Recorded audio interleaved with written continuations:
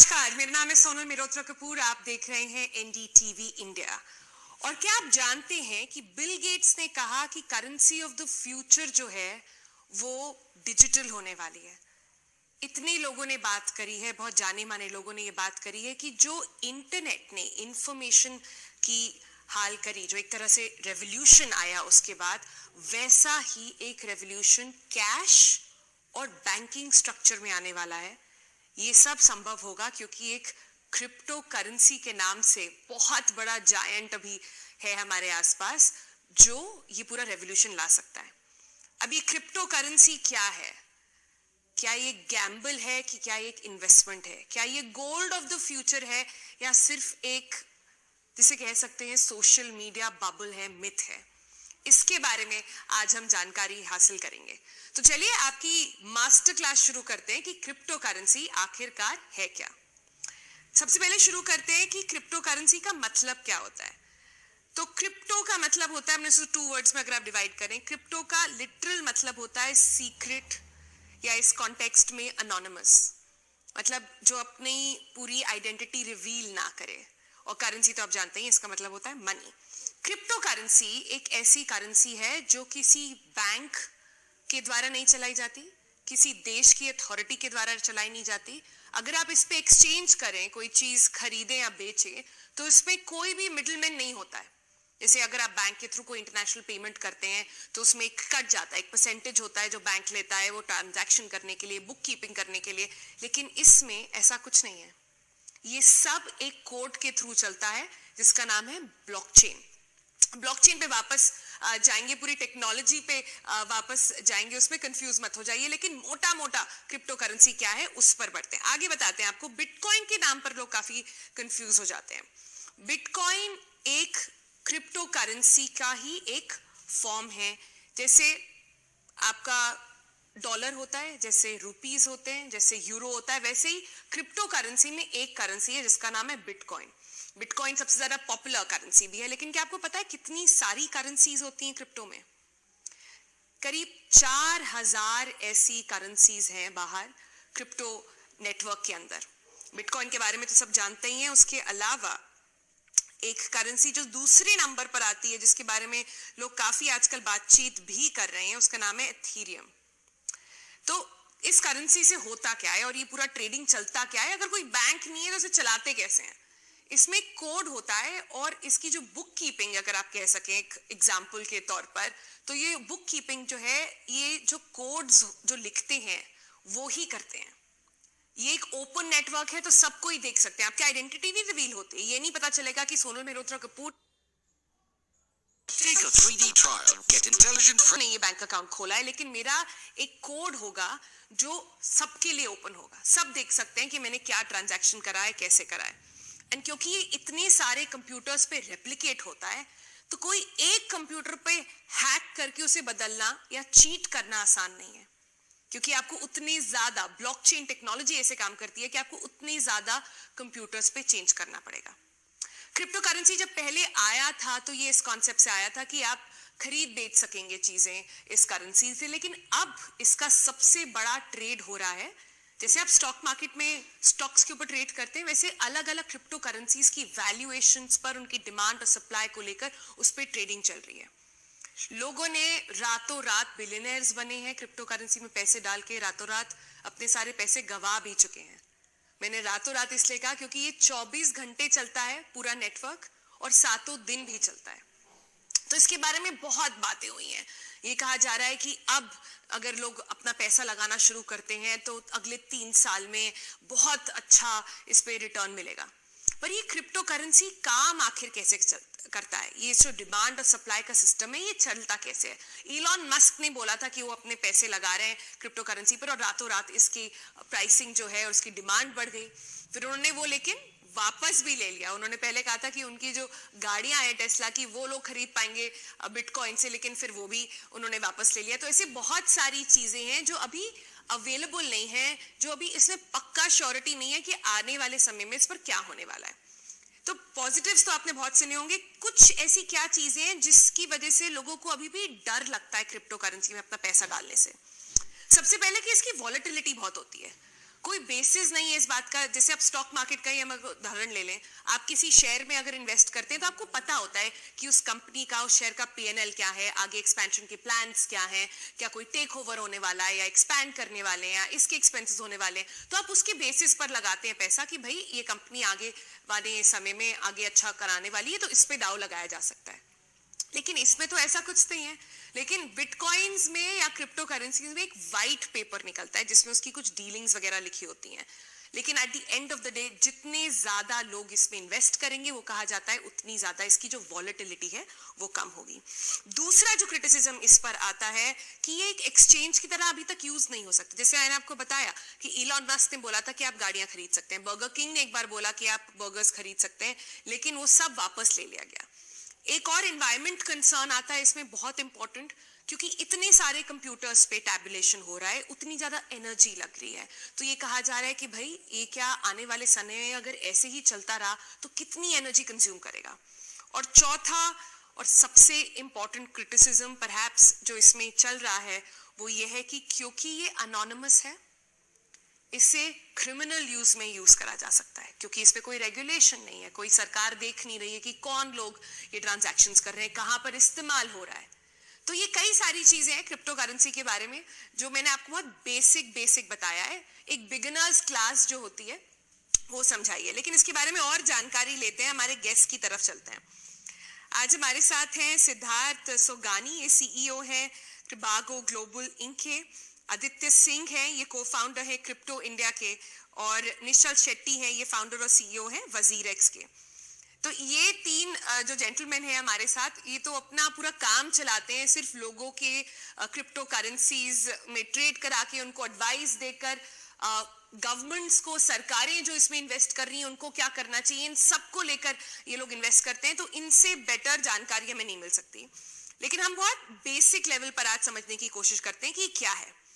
आदित्य से शुरू करते हैं। आदित्य, हमने देखा और कई सारी जो इवैल्यूएशंस हुए हैं कि पैंडेमिक के समय में पिछले एक साल के अंदर जितना इंडियंस ने, ग्लोबल पर्सपेक्टिव तो है ही इस पर और उसके आप कुछ हमें नंबर्स भी दे सकते हैं, लेकिन इंडिया में सिर्फ पिछले एक साल में क्रिप्टो करेंसी के ऊपर जो यूजर्स हैं वो करीब 600% ऊपर चले गए हैं। इतने सारे लोगों ने अब थोड़ा गैम्बल करना शुरू कर दिया क्रिप्टो करेंसी में। ऐसा क्यों हो रहा है? क्या एक्साइटिंग बनाता है क्रिप्टो करेंसी इन लोगों के लिए? आई थिंक पेंडेमिक का जो टाइम था वो एक ऐसा टाइम था जहाँ पर काफी लोगों की जो जॉब्स थी वो चली गई, उनके पास अर्निंग के जो सोर्सेज थे उस पर काफी बड़ा इम्पैक्ट पड़ा। तो वहाँ पर बहुत सारे लोग ऐसे ऑप्शंस देख रहे थे जहाँ पर वो ऑनलाइन या कुछ काम करके यहाँ पर पैसे जो हैं उसको अर्न कर सकते हैं। तो वहीं पर क्रिप्टो, क्योंकि उस टाइम पे काफी ऑल ओवर द वर्ल्ड काफी पॉजिटिव उसको लेके चीजें आ रही थी। यूएस के अंदर फर्स्ट टाइम वहाँ पर ओसीसी, जो आप इक्विवेलेंट टू आरबीआई एक तरह से आप मान सकते हैं, उन्होंने इस तरह की रूलिंग दी कि अब बैंक्स जो हैं वो क्रिप्टो कस्टडी ऑफर कर सकते हैं। बड़ी बड़ी फर्म्स ने इन्वेस्टमेंट करना चालू किया, पेपैल ने सर्विसेज ऑफर करनी चालू करी। तो उसके कारण क्रिप्टो के अंदर जो रश था बेसिकली वहां से स्टार्ट हुआ। और जब वो रश चालू हुआ तो वो चीज धीरे धीरे करते हुए इंडिया के अंदर भी है, जहां पर लोगों ने ये अपॉर्चुनिटी देखी कि अगर ये एक ऐसा फील्ड है जहां पर बहुत जल्दी प्राइस राइज हो रहा है तो हम बहुत जल्दी इसके अंदर पैसा कमा सकते हैं। लेकिन एक वो मिसकंसेप्शन है, आप किसी भी फील्ड के अंदर जाते हैं तो वहां पर आपको कभी भी इस तरह से एंटर नहीं करना चाहिए ये व्यू पॉइंट लेके कि आप रातों रात करोड़पति बन जाएं, ऐसा कुछ बन जाएं, क्योंकि वैसी चीजें पॉसिबल होती नहीं है। तो अगर आप अपने कस्टमर्स को क्या एडवाइस देते हैं जो क्रिप्टो के बारे में अभी सिर्फ क्यूरियस हैं, जानना चाहते हैं कैसे करें, इन्वेस्ट करें ना करें, थोड़े अनश्योर हैं, उनको आप क्या एडवाइस देंगे? तो उनको मैं यही एडवाइस करूंगा कि सबसे पहले आप किसी भी चीज के अंदर इन्वेस्टमेंट करते हैं तो सबसे इंपॉर्टेंट चीज ये है कि आप उसके बारे में सब कुछ समझें। आप सबसे पहले तो मनी का जो हिस्ट्री है उसके बारे में पढ़ें, उसको जानें। फिर आप बिटकॉइन का जो व्हाइट पेपर है उसको पढ़ें, वो क्यों बना है और क्यों आज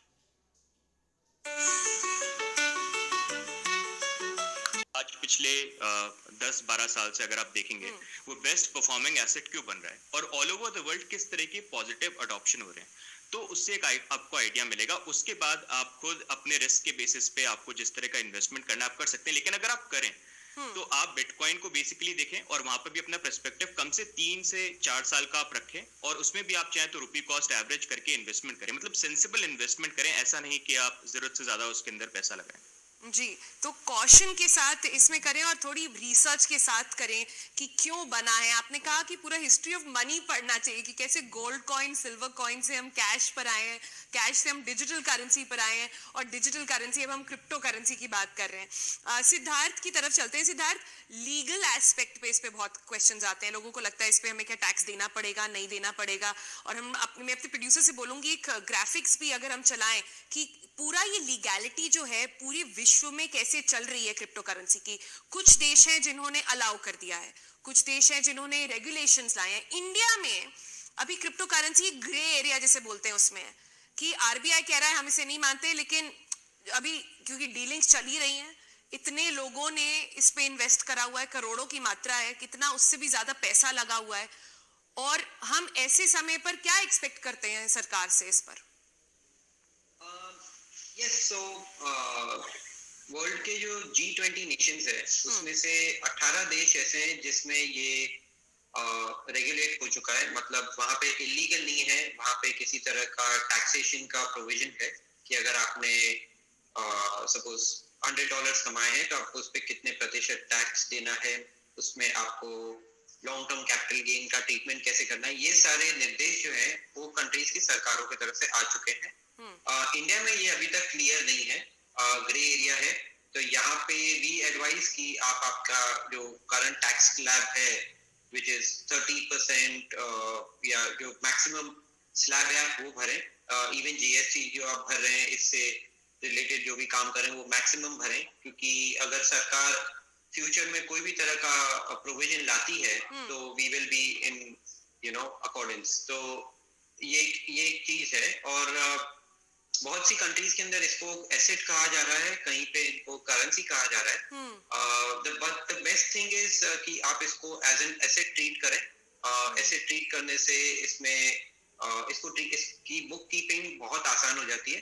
and I think G20 Nations में से 15 से 16 देश ऐसे हैं जो इनको कमोडिटीज या एसेट के परव्यू में रखते हैं, क्योंकि और इवन इंडिया को भी एसेट्स के परव्यू में रखना चाहिए, क्योंकि तो अगर आप इसको करेंसी को एक एसेट की तरह देखें, उसे एक्सचेंज करेंसी की तरह ना देखें, ये आप कह रहे हैं। और इसी फॉर्म में ये एक्सेप्ट हो रहा है बाकी सारे देशों में भी।